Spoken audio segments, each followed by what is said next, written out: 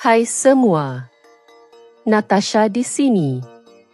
Hari ini, mari kita kenali Sadana Edin seorang model kecergasan berpengaruh yang terkenal kerana berkongsi tip berharga tentang kesihatan, kesejahteraan dan latihan beban. Minatnya terhadap gaya hidup sihat jelas terlihat dalam dedikasinya terhadap rutin latihan harian serta motivasi yang diberikannya kepada para pengikutnya.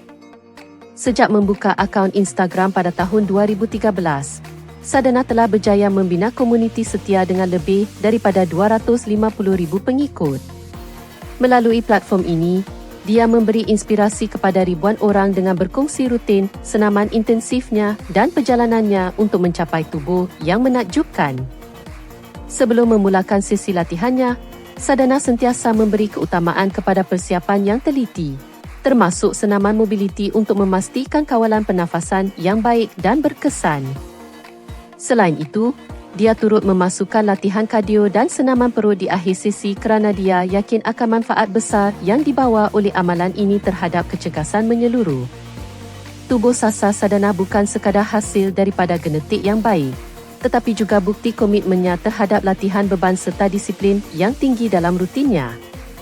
Perkembangan bentuk tubuhnya sepanjang tahun sangat ketara, terutamanya di bahagian bawah badan.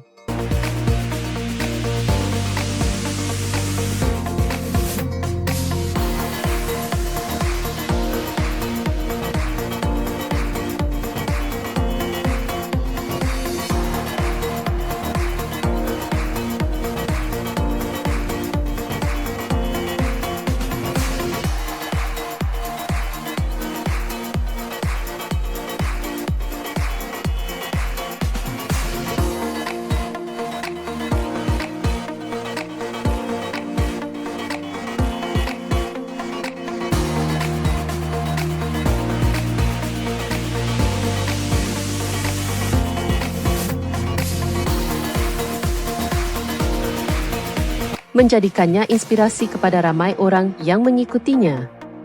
Apa pendapat anda tentang perjalanan kecergasan Sadana? Tinggalkan komen anda dan jangan lupa untuk tekan butang suka serta langgan saluran ini untuk lebih banyak kandungan mengenai dunia kecergasan.